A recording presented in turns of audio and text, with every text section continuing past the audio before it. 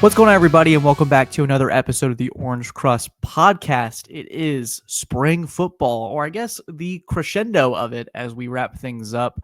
David, a very quick day under the sun in Death Valley. I think that's got to be the highlight of the day for people sitting in the press box. Was not a 4-hour spring game, and the people that it gets hotter, you're not adjusted yet to the heat. If you're sitting in the stands and you get to see the clock just slowly tick away, people usually leave at halftime. That's my memory with the spring game. But I think the memory that people will probably have a lasting impression of is Tristan Smith's Mosses today, having himself a heck of a day. Lots of stuff to unpack. But David, what were your thoughts on the new version, or Dabo Swinney's Master of Ceremonies with him with the microphone? It was quite the day. Yeah, Dabo's been doing the MC thing, for a few years now, and I like to hear it. I get tickled because he'll cheer on the offense and then he'll cheer on the defense. Hey, the offense, stick it in here.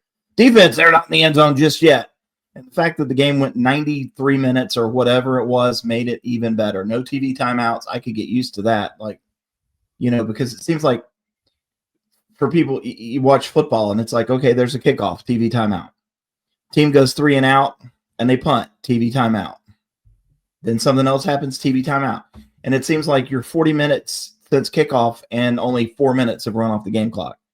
And everybody hates it. Money drives it. But give Dabo a mic and no TV timeouts and let the clock run. And I'm happy. I'm a happy guy. I kind of looked down and it was 2:33 and the game was over. And everybody was headed down to the field. And it's like, okay, I can handle this. This might be my favorite spring game ever. Will we see this format going forward? I hope so. I kind of liked it. Somebody said it takes all the excitement out of the spring game. I went, what excitement? Like, spring games usually aren't filled with excitement, but, to each his own. And yes, Tristan Smith, we knew he was long. Let's go back. Remember the first practice that we were allowed to watch out there, the very first practice of the spring. And it was like, hey, he might have some work to do. And it looked like a first practice for him. But he's come on, and then 5 for 137 and that 72-yard touchdown today. And, he had some great quotes after the game. He did, and he was just talking about the joy about playing here, growing up, and watching Clemson as an icon and as a brand, and then getting to do that today was a big deal for him. He had a funny interaction with Dabo Swinney. I don't know if anyone really noticed at the time, and I think he said on the microphone that he might have dropped the ball a little too early, so he said to hand that ball to the official. He's certainly not getting that ball for his first Clemson touchdown. He said that was his welcome to Clemson moment. Was that right there. And I don't think Corey and Gibson noticed either as he was trailing behind him, was that could have been overturned. Certainly that's the moment to make that mistake. But overall, talking to some of the players in the room before Dabo Swinney walked in, just asked them, what have you seen from Tristan in the last 2 months? Was that something that you're accustomed to seeing? And TJ Parker said that's nothing new. He's doing that every single day. He comes in with a great joy. He's really somebody that has just brought an infectious energy. I think that's the best way to describe it to this team. Someone that just really is simply happy to be there. Not really sometimes we use that as an insult, but I think he's truly just every day he wakes up and he's like, wow, like I'm a Clemson Tiger. This is a big deal. And that's the beauty of the transfer portal, I think, is you have these stories and these additions, and Clemson's going to be at the forefront of it. I joked in the story we just wrote for TigerNet was Dabo Swinney started by his press conference, I guess, sitting on a little chair in the corner of the media room isn't a press conference, I guess, but he started by thanking the fans. But I think the fans are saying, no, thank you for getting someone like him out of the transfer portal. Yeah, kid that grows up in LaGrange, Georgia, the grade's not the greatest. Coming out of LaGrange, has to go to Hutchinson, community college out in Kansas. And that's known as a community college that creates good football players, guys that maybe don't have a chance coming out of high school. Come into a community college, get the grades right. Remember the show that was on, was it Netflix, a couple of years ago, where these guys go that junior college route, and man, it's brutal. These Clemson kids, they have haircuts and bowling alleys and the Paw Bistro and catered meals, and then you're in junior college, man. You've got a cot or a bunk with a thin mattress, and you're sitting in like 55-gallon drums after practice rather than, going into, some of the stuff that Clemson has. And then he goes to SEMO, Southeast Missouri, last year, plays at the FCS level, has a great year. And he truly is. You could see him in that first practice, just the way that he was looking around. And then he said today, in a story that's getting ready to post on TigerNet, I was nervous out there today. Biggest crowd he had ever played in front of. He was nervous at the hill. Then he kind of goes out there and gets first catch. He's still nervous, but you couldn't tell it. And then we saw the length on that really pretty throw over to the sideline that Christopher Vizzina had to him. And then I think it might have been Corey and Gibson on the throw from Trent Pierman that turned into a 72-yard touchdown. He just kind of goes up and gets it. And then you and I were laughing about that long stride of his. Looks like a Saturday walk in the park. It's just almost like a lope. But he's so long, and the stride is so long. And then he's in the end zone. It's like a gazelle or something like that, where you're just striding in the wilderness. But the speed, I don't think, is like, when you compare the two, and you and I watched that first practice, you're like, he doesn't necessarily pop off when it comes with the burst of his routes, but the catch point, sort of, I think what Clemson envisions is this is a safety net for quarterbacks in a sense where you can throw it up, and the degree of where he can get it and get the ball, 50-50 balls are more like 90-10, and that's sort of what you saw with the T. Higgins, the Mike Williams, and not trying to compare the players, but the body type is very similar, where you have that catch radius. So you can be able to really get down, get up in this case, and it's one where you could just see the arms, and it's just extended like that. And for people listening on Spotify, that may be worth looking at YouTube for, but big day for him. You mentioned Christopher Vizzina. I feel like that's probably the nice transition there. Big day for him. Someone that it's essentially an audition for next year, because this is Kade Klubnik's last hurrah with Clemson, and he's essentially the guy moving forward. And I'd said publicly a couple times on radio this week, this is either a put up or shut up moment for him, whether Clemson is confident enough to say, we've got our guy moving forward, or maybe they have to dabble in the transfer portal, or maybe move to some of the freshman quarterbacks or Chris Denson next year. There's a lot of options, but this was a big day for Vizzina. Big day for him. And, it's, and I wrote this in my story. We've heard great things out of him from practices. We've seen it.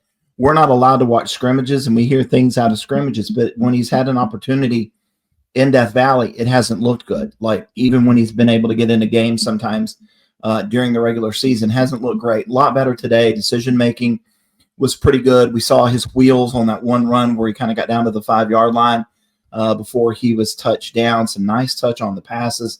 He looked like he was in command and control of the offense. And it's kind of like, that's what we've heard. Finally got to see that today. And then I love the fact that you mentioned Chris Denson. So, there's kind of this group of fans who say, oh my gosh, you've gone out and got a 3-star. He sucks. He's terrible. He's a 3-star. And you try to explain to people, not every kid goes to every camp. They don't all go to the Nike camp or the Under Armour camp or the Rivals Challenge. And maybe they're undervalued a little bit. You take a look at Chris Denson's film and you go, there's tools there. There are some tools there, and the stars maybe don't matter. And this is where you've got to trust a coach who goes, yeah, he's got a chance to be special. Today, you brought it up in the press box. We didn't see the zip on the ball. And Dabo said he's got to learn how to kind of get some power using the lower half of his body to get into those throws. But a lot of poise. We saw the speed. Really pretty throw on a wheel route to Gideon Davidson. And then I had another back shoulder throw that I thought was really nice. Dabo even said it out there.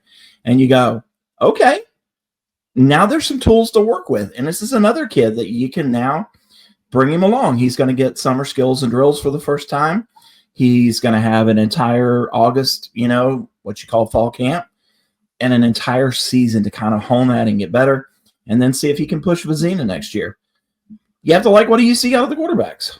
Healthy competition never really hurts, and I think it pushes everyone in that position room to just sort of elevate.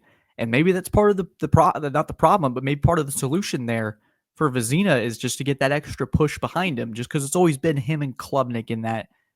Klubnik's QB1, Vizzina's in the waiting. He's sort of in the aisles. He's the understudy, but there's no one really behind Vizzina really poking around for that role. And so to have someone like Chris Denson come in, and I think the poise really stuck out to me as well, is this is his first collegiate action, and it's a big crowd. You come in, you're sort of the new kid with the Coastal Carolina flip and switch, and so for him to go in there, really deliver the ball well, we don't really get to see the scrambling because anytime they're touched, the whistle is blown.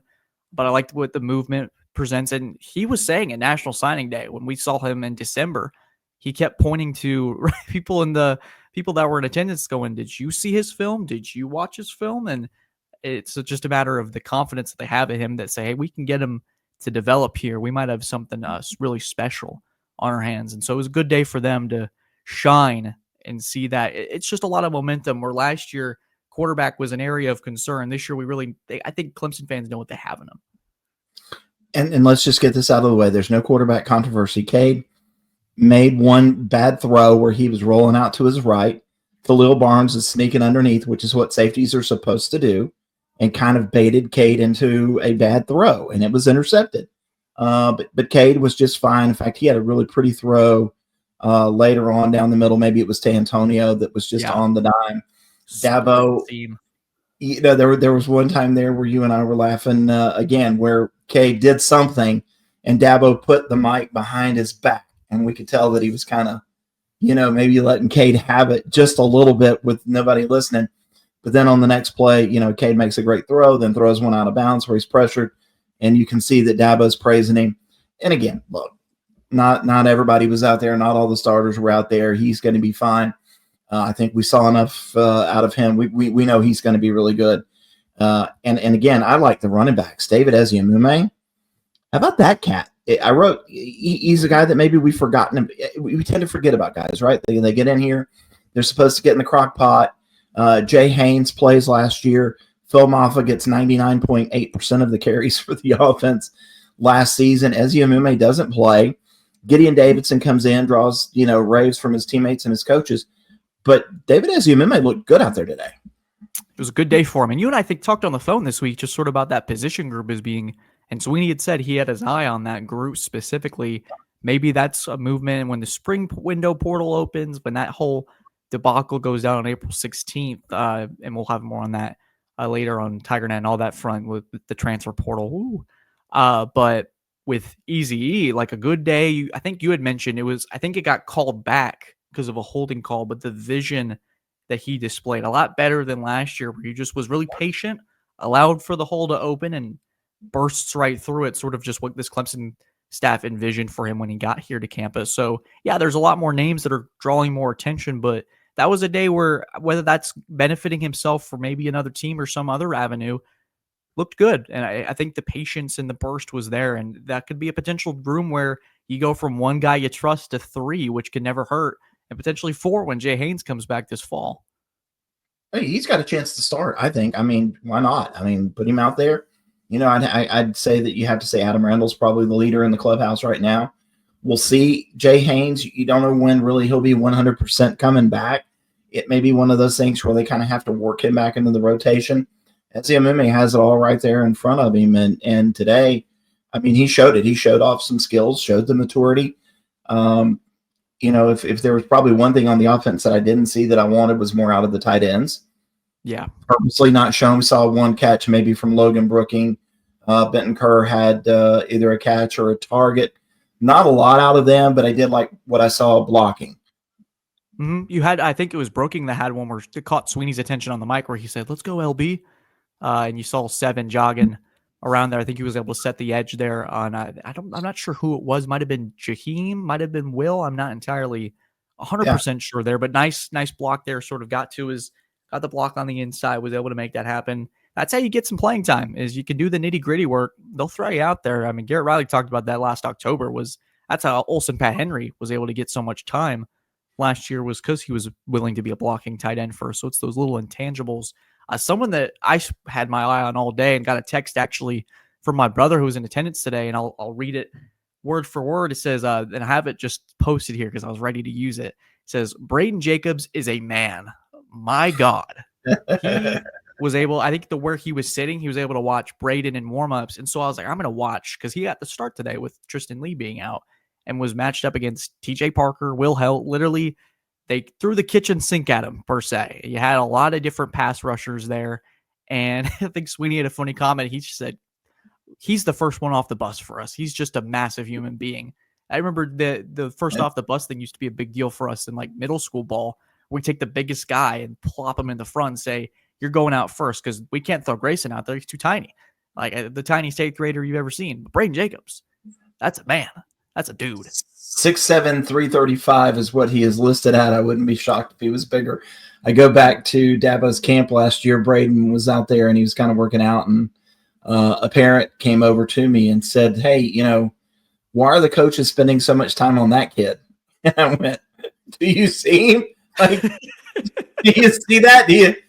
Are you really asking me that question? Your kid is an eighth grader and he's 5'10", 191, and you're wondering why the coaches are spending all the time with the 6'7" guy that moves like a cat." They threw a lot of stuff at him. I tell you what, I was impressed with him in the run game, and they did. They threw a lot at him. It was fun to see him, kind of go against TJ Parker there for just a few plays. They lined him up on Will Helt. But Darian Mayo, another guy that had a really good game lined up on Braden Jacobs. Those were some good battles. I imagine they've seen each other a lot in camp. And that might be two of the bigger human beings, because you got 6'7" Darian Mayo, who may be 6'8" now, up against the 6'7" Braden Jacobs. And it's just like size on size. That was fun. And I really like, what you see out of Easton Ware and a lot of those offensive linemen. I said this about Easton Ware earlier in camp. He looks like he's a 35-year-old mechanic with 3 kids and 2 divorces under his belt. He just is a bigger, older looking kid. And, I just love it. Yeah, and Swinney said earlier that Matt Luke has thrown them into the mud, per se, and he's really dragged them through it and tried to. It's almost like with the injuries, you had a boot camp with Matt Luke this spring, and you got to see really the fruits of that and the positive returns off of what he's been able to do. Just another signifier of what he's done in his Clemson tenure, and it feels like he's been here for ages, but really this is a second spring. So it's just fascinating to see that grow. And with offensive line depth always being, and I think it's going to be the most important piece in terms of depth with these teams. That's how you saw teams like Notre Dame and Ohio State in the national championship, is because if guys go down, you've got some superhumans behind them that are ready to replace them, like your 35-year-old mechanics with 2 divorces, as you alluded to. Hopefully not the 2, but you have guys that can go out there and you're not having to mix and match and worry about, if this guy goes down, we got to move him here. You just say, "Hey, Tristan Lee, your ankle's a little sore this week, playing Wake Forest. No disrespect to Wake. All right, Tristan, you're up." Or not Tristan, excuse me. "All right, Braden, you're up. Let's go get after it." Someone that's a big body that can go in there and play sizable reps.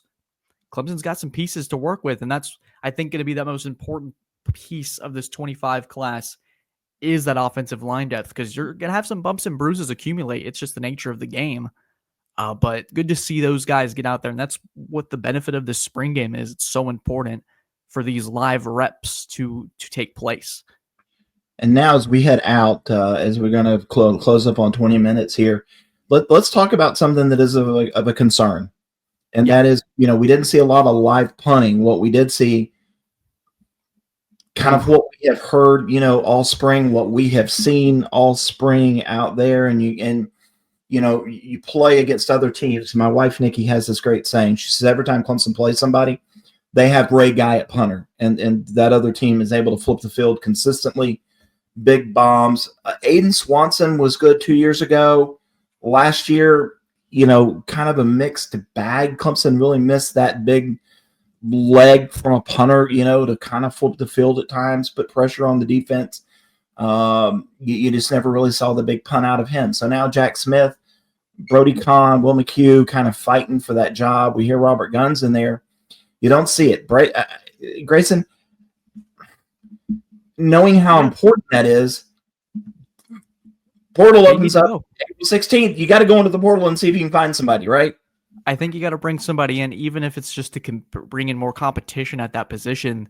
There needs to be a sense of urgency there, if that's the one message you take away from this. And obviously we've been pumping a lot of positivity into this podcast because there's a lot of stuff to like about this team. But if we had to point out a few flaws, I think punter is at the top of the list when it comes. And it's something that's so important that flies under the radar, and it really only kills you until you get out there and your punter has a 25-yard punt.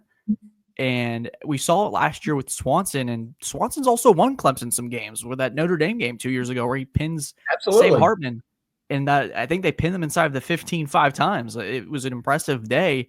And it's one of those moments where, and it's like with cornerbacks, you're not talking about them because they're doing a good job. When they're not, it really starts to get apparent.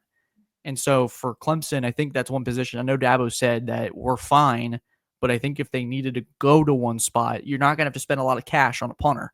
So I think that you have, I think there's some urgency there. I think that's one big takeaway that we've continued to hammer home is if there's a spot in the portal that they need to take a look at, they need to go find a punter.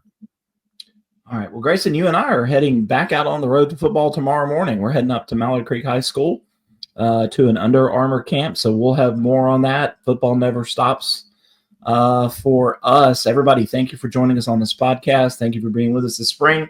Thanks to Herb Tyler and the folks at Chick-fil-A for everything that they do. Lisa Nason Accounting. Grayson, we had a lot of fun this spring. Now it's over. Now we begin the off season. Still a lot of recruiting. And then how about that Clemson baseball team?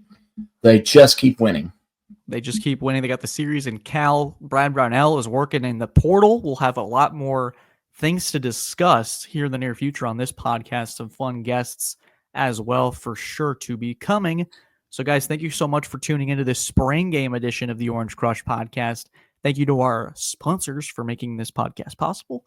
And thank you to everybody for tuning in. Thank you. Take care.